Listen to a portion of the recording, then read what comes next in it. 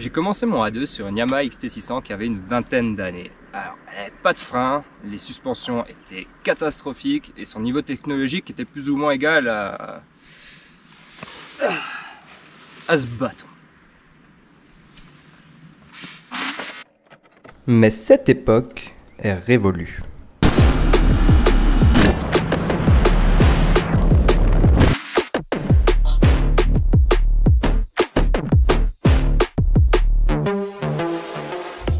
Hop, petite minute. Avant de commencer cet essai, je veux juste remercier Wolf Moto pour le prêt de cette Duke. C'est vraiment cool de m'avoir laissé la moto pendant plusieurs semaines. Ça m'a permis de réaliser un essai beaucoup plus complet que d'habitude et surtout avec des plans de meilleure qualité. En tout cas, si t'es sur Stras, n'hésite pas à y passer. Bon, on attaque l'essai ? Ça faisait un moment que KTM avait lâché l'innovation dans le segment du roadster mid-size. On a bien la 690 Duke, mais elle a plus d'âge que ma vieille XT. Mais en dehors de ça, c'est le vide total. Sauf qu'avec l'essor de la catégorie, KTM a sûrement dû se dire Frühstück von einer kleinen Brücke ohne zu denken, dass sie 5-mal am Tag Gemüse essen müssen. il n'y a qu'à voir les ventes de la MT-07 pour se rendre compte d'à quel point la catégorie est intéressante pour une marque. Et du coup, en 2018, ils nous ont sorti le Scalpel avec un tout nouveau moteur, le LC8C, une cylindrée de 790 cm3. Tu sais où je vais en venir. En amputant ce LC8C, une belle partie de son écurie, on obtient le moteur de cette Duke 790 A2. Pour autant, elle conserve toute la partie cycle et l'électronique de sa grande sœur. Autant dire qu'on a du très bon matos, une machine destinée au nouveau motard.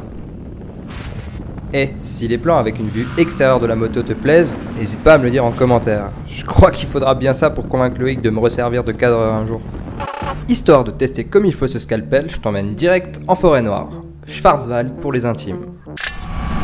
Alors, qu'est-ce qu'elle donne cette petite Duke sur la route?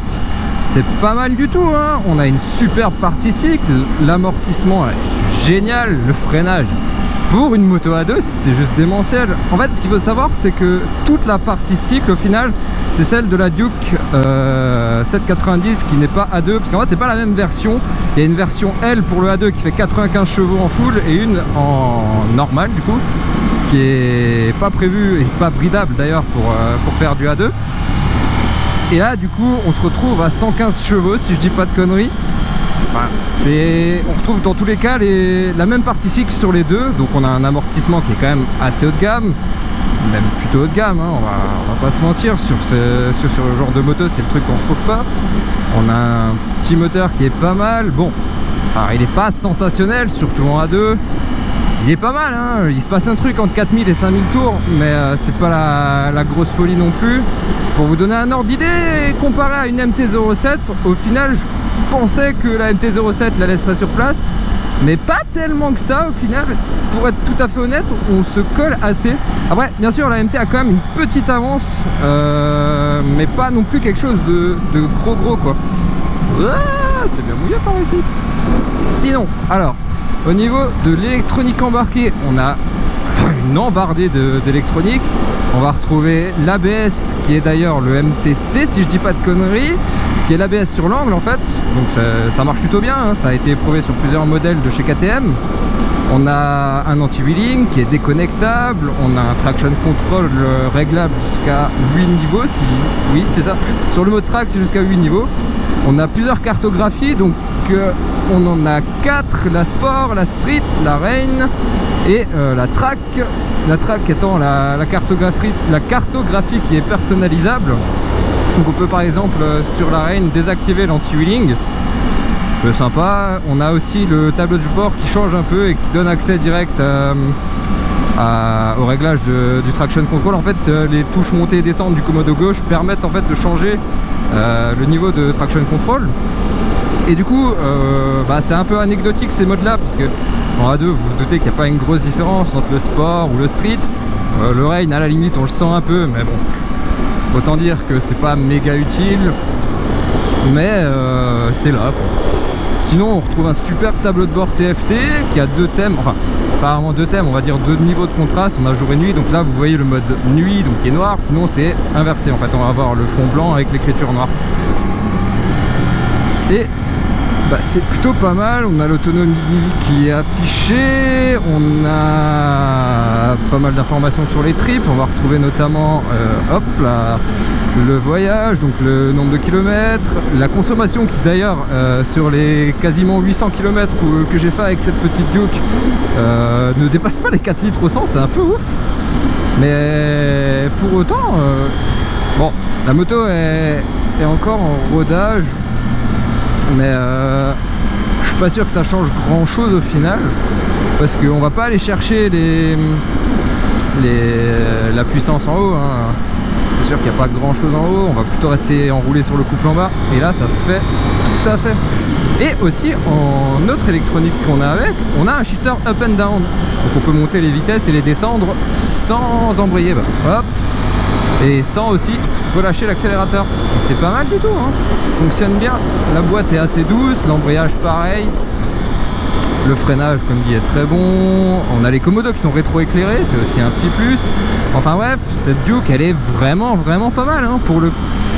Pour la gamme, on va dire pour le niveau A2, il y a largement de quoi s'éclater. Alors, ce que j'ai aimé sur cette Duke et ce que j'ai pas aimé, on va commencer par les points positifs. Déjà, comme dit avant, la partie SiC qui est juste géniale. On a toute l'électronique qui est embarquée, franchement pour un A2, et c'est vachement rassurant quand même d'avoir un traction control, un ABS qui est aussi efficace, qui fonctionne sur l'angle, c'est vraiment chouette, c'est hyper intuitif.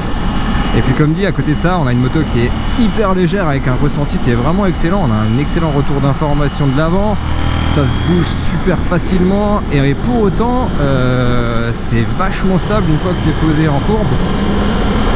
C'est assez ouf, hein. C'est pas mal du tout.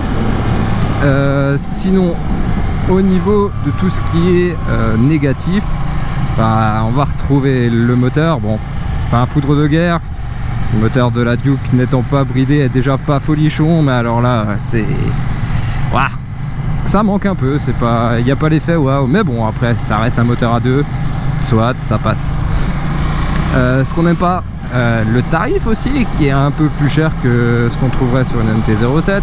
Maintenant, c'est sûr que par rapport à la partie SiC, il n'y a pas photo entre les deux, hein. La qualité est bien plus présente sur ce modèle-là. Et moi, ce que j'ai surtout pas aimé, mais là, c'est vraiment pas par rapport à la moto, en fait, c'est plus un choix bête de chez KTM, en fait. Mais pourquoi avoir monté ces pneus de merde? Sérieusement, vous avez une moto qui est juste... Elle est géniale, hein, franchement, faut dire ce qu'il y a. Mais putain, vous lui mettez des pneus de merde! C'est n'importe quoi! C'est des Sport Max. Autant sur le sec, ça va. C'est pas ouf, mais ça va. Autant sur le mouillé, c'est une catastrophe. Ça chiffre de partout. Je comprends pas, en fait, pourquoi ne pas avoir pris une autre marque. Peut-être pour gagner au niveau du prix, je dis pas, mais bon, c'est un peu con. On a une moto qui est hyper efficace, qui est plus bridée par les pneus que par son moteur à 2, c'est un peu con. Voilà, on touche à la fin de cet essai. J'espère que ça t'a plu, et puis en attendant une prochaine vidéo, je te laisse avec quelques images du tournage. À toi bien. On retrouve un freinage digne d'une sportive, une fourche plus grosse que mon bras, et... Ah! Ils savent pas que t'as un tout petit bras. Ouais, mais en fait dans la vidéo on dirait que c'est gros, ça passe.